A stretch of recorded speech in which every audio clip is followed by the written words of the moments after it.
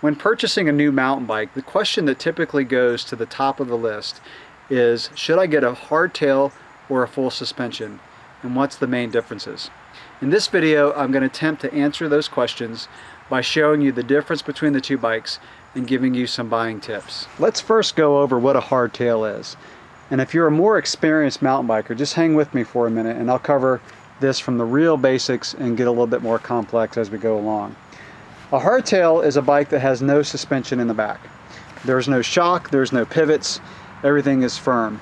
As opposed to a full suspension where there is a shock, there's pivots, which allows the rear wheel to absorb bumps. When you talk about a hardtail, you typically refer to a bike that has a suspension fork. A bike with no suspension at all is commonly referred to as a rigid bike, meaning that there is no suspension fork and no rear suspension in the back. Hardtails are typically used for cross-country type riding. That is riding that does not involve a lot of big jumps and a lot of drops. Now there are dirt jump bikes for tracks that have a lot of jumps, but the terrain is relatively smooth, and think of a BMX track. Full suspension bikes cover a much wider variety of riding, from cross-country to less aggressive trail riding, more aggressive trail riding, up to free ride type riding and downhill. Hardtails can also move beyond cross-country and go into trail type riding, especially with the bigger wheel sizes, such as this 29er. 29ers allow the bumps to be a little bit smoother because the angle of attack over the bumps is a little bit more shallow than a smaller wheel size. Most hardtails will have a fork that's between 80 to 120 millimeters of travel. There are a few anomalies out there, bike companies that are making all mountain type hardtails with long travel forks, 140 up to 160 millimeters of travel. Again, those are kind of outliers in the bike world, but most hardtails are again designed for cross-country with a shorter travel fork. Full suspension bikes typically go from 100 millimeters of travel, both in the front and in the rear, all the way up to 8 inches of travel for a downhill bike. A trail bike full suspension typically goes between 120 millimeters of travel up to 160. Trail bikes probably cover the widest range of riding because they are very versatile bikes. They can go on really smooth single track up to pretty rough, pretty aggressive type riding. Some people may wonder how a hardtail even works as a mountain bike, because you don't see cars with suspension only in the front. You don't see motorcycles typically with suspension only in the front. And if mountain bikes are designed to cover rough terrain, rocks and roots and that kind of thing, how is it that a hardtail can work? The reason is because the rider on a hardtail is able to shift his weight around to absorb the bumps. When you go over a bump, when your front wheel hits the bump, your weight is behind the obstacle that you're hitting. Once your back wheel goes over the obstacle, your weight is already past it. So the front wheel gets pushed over a bump and the rear wheel gets pulled over a bump. That allows the rear wheel to bounce up a little bit better and give you a little bit more control than if the front wheel hit an obstacle with no suspension. And just as a side note, that's the reason why controlling the front wheel is so important when riding a mountain bike. Your rear wheel can slide around a little bit and you're going to be fine. If your front wheel slides, then you have a more likely chance of falling. Controlling the front wheel is very important, and typically what happens to the front wheel will happen to you. If the front wheel really gets hung up on a bump, there's a much better chance that you're going to endo. Again, with the rear wheel, if it hangs up a little bit, you can usually pull it off because again, your weight is already past the object and you're pulling the rear wheel over. So riding a hardtail, you're going to have to get out of the saddle more, and I'll talk more about the fatiguing factor of a hardtail versus full suspension in a few minutes. But you have to use a little bit more body English and be a little bit more attentive on a hardtail than you would be on a full suspension. And that is why oftentimes I recommend a hardtail to new riders, because a hardtail teaches you and forces you to be a better rider. You can get away with more stuff and get a little bit lazy on a full suspension, whereas a hardtail forces you to develop those skills. Let's go into the benefits of a hardtail. First of all, typically they're going to be a lower price point than a full suspension. Obviously that's because you don't have the shock and the moving pivot, so there's less hardware. Most hardtails are going to be about $700 to $1,300 less than an equally spec'd full suspension bike. And let me give you an example. The 2015 Specialized Epic Expert retails for $6,300. The Stump Jumper Hardtail Expert is $5,000. Those have about the same components on them, whereas the full suspension is $1,300 more. Another example is the Giant XTC Advanced 2751. That is a $4,125 hardtail. The Giant Anthem Advanced 2751 has pretty much the same components, and that costs $4,850. So that's a $725 difference. With most mainstream bike companies, you're going to need to spend about $2,000 to get a decent full suspension bike, one that's I would classify as a real mountain bike. If your budget is below $2,000, you really need to go with a hardtail, so you can get something that's durable, that's relatively light, and that's going to be a real mountain bike made by a real mountain biking company. So the lowest amount of money that you can really spend on a hardtail is about $600 to get a real mountain bike. On my YouTube channel, I reviewed a Giant Talon, which comes in, they start at about $600, and that's a good example of a pretty low budget bike that's still going to be a good quality ride. Another benefit to a hardtail is going to be lower maintenance. You don't have the pivots that need to be serviced or the shock. The shock on a full suspension bike is going to need some routine maintenance. It's really not that hard, and I do have a service video on my channel that shows you how to do that. But about every 30 to 40 hours of riding, you've got to take the shock off the bike, remove the sleeve, just kind of clean everything up, put a little bit of oil back in and put it back together. Really, it only takes me about 20 minutes to do, and that also includes getting it off the bike. So it's not that bad, but with the hardtail you don't have to worry about that. And that comes really true if you ride in really muddy, really nasty conditions, because pivots can get dirt in them. Pivots have gotten so much better. The bearings are sealed. Some of them have bushings.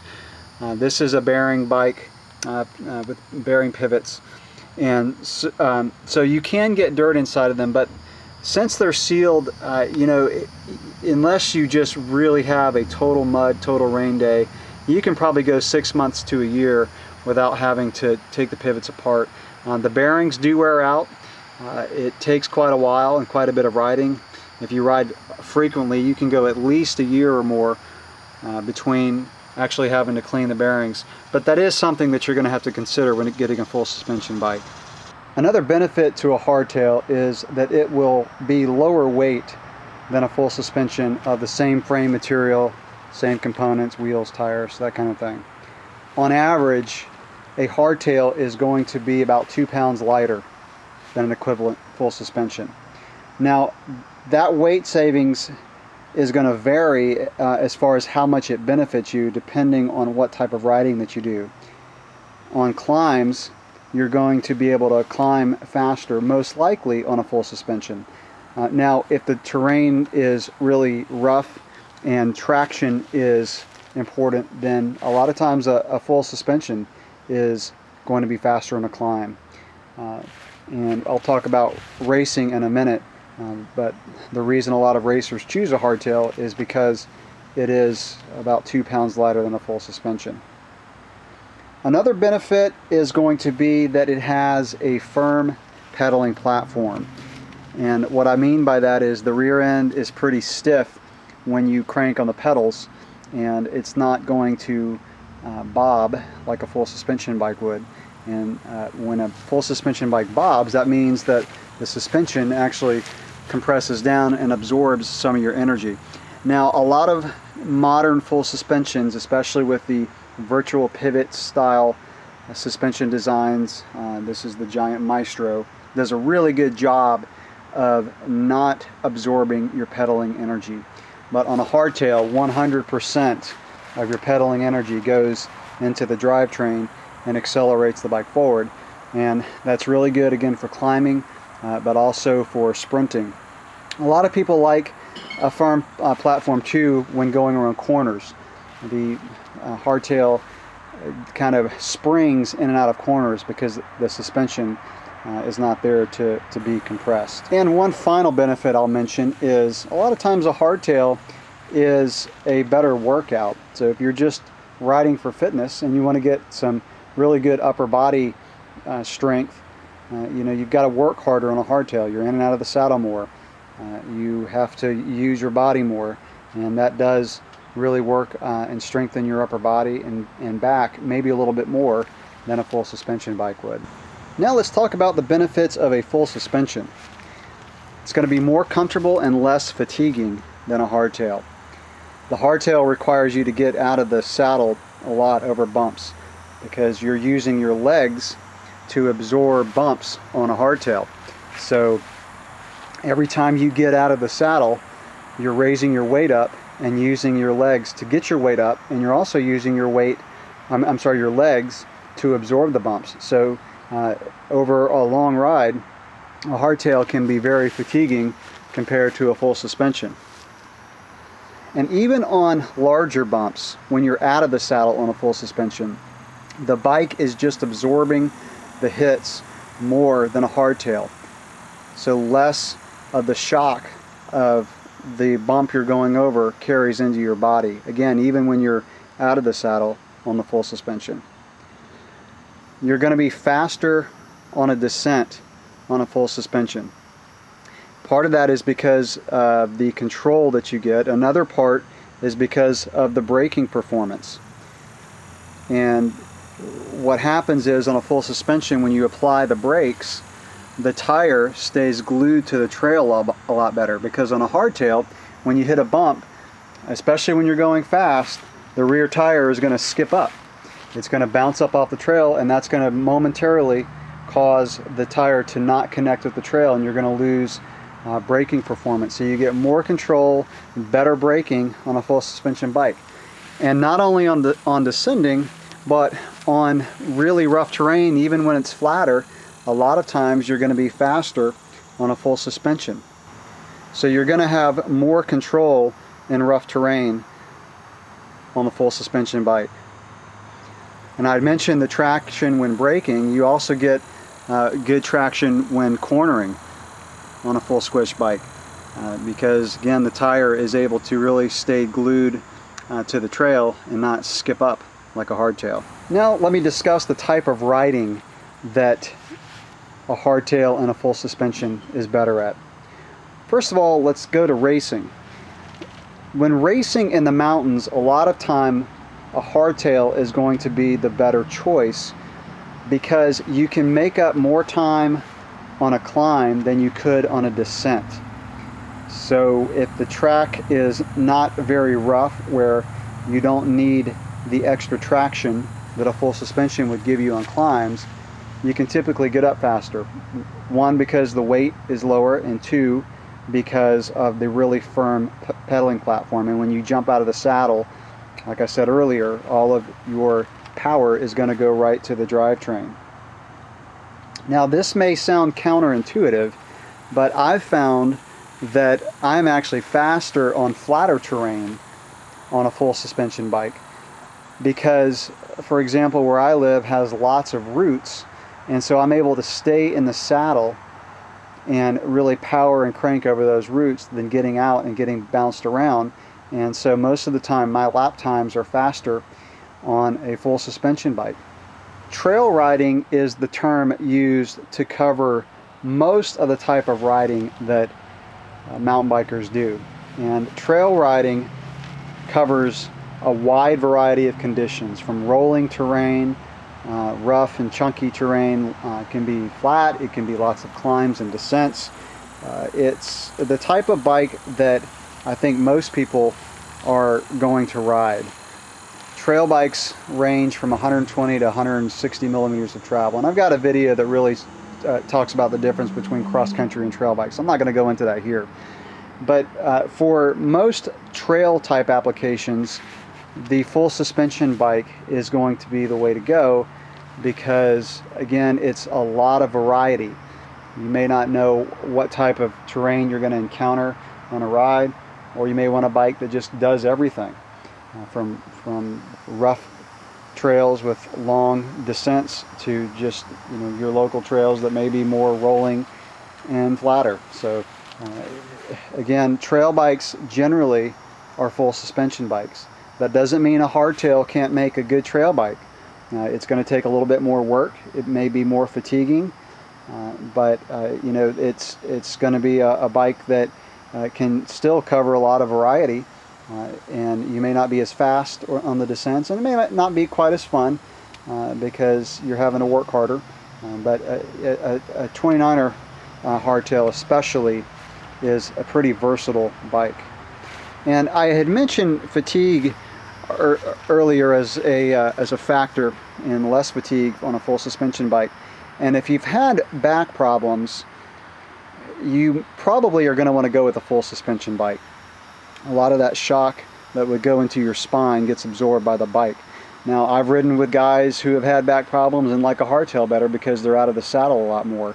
But I think generally, if you've had back problems, especially if you've ever had back surgery, you are probably going to want to lean towards a full suspension bike. So let me wrap this up by giving some buying advice out there. And I've mentioned a few things, but let me mention a few more things and sum up some of the points that I've made. Two of the most important factors when buying a bike is your budget and the type of riding you're going to do. Like I mentioned before, if your budget is more or less than $2,000, unless you're buying used, you're probably going to want to get a hardtail. The type of terrain that you ride is very important to consider also when you're buying a bike. So if you ride in really rough terrain with lots of rocks and roots, that kind of thing, you're going to be somewhat limited on a hardtail. Doesn't mean you can't do it, but you're going to be somewhat limited in how fast you can ride and how much control you're going to have.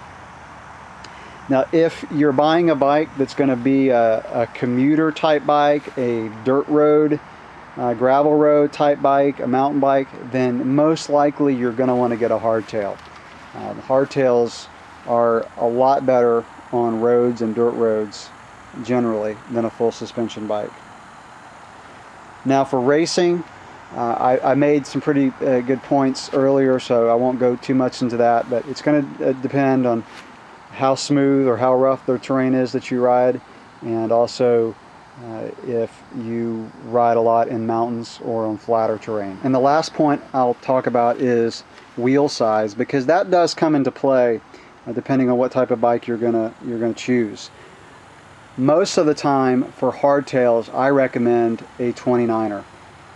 The only reason I wouldn't is because maybe you're really short or you ride in super tight trails. But even still, 29ers have pretty short chain stays, and chain stays is the length of this bar right here. The shorter that bar is, the better the bike's going to handle, the more agile it's going to be. The problem with 29er full suspension bikes is especially when the travel gets more suspension travel, those chain stays get longer and the bike's harder to manage.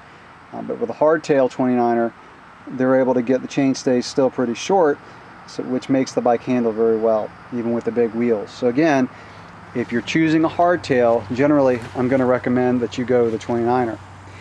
Now, for full suspension, it's really going to depend on the type of riding that you do, your height, that kind of thing. For cross-country bikes and cross-country race bikes, generally I think a 27.5 is going to be good if you ride tight trails, so lots of turns and that kind of thing. If your trails are more wide open, I think a 29er is probably going to be the way to go. 29ers are very stable at speed. if you're not turning a lot. I ride a lot of tight trails, and I prefer the 27.5. It's not as cut and dry for cross-country full suspension as far as 27.5 or 29er. My recommendation is try to get a test ride a buddy's bike, that kind of thing. If you can ride both wheel sizes, I think that's going to be the way to go, because that's really a matter of preference. Now for trail bikes, again, longer travel, 120 to 160 millimeters of suspension travel, I think the 27.5 is the best wheel size. Most of the bikes coming out today in the trail bike category are 27.5. That's because, like I mentioned before, this chainstay can get really long the more suspension travel you add to a bike. So I think that your bike's going to handle better with 27.5 wheel sizes. Now, if you're very tall and you still want a trail bike, then 29ers are good. But for example, Giant made the Trance 29er for the past few years. In 2015, they're not making any anymore. That was their 29er trail bike. They only make it the Trance now in a 27.5. So wheel size does come into play when you're choosing between a hardtail and a full suspension. So that's going to wrap it up with my comparison of hardtail and full suspension. I hope that this video did help you if you're trying to decide which bike to get next. So a lot of factors to consider, but hopefully some of the points that I made will steer you in the right direction. Thanks for watching.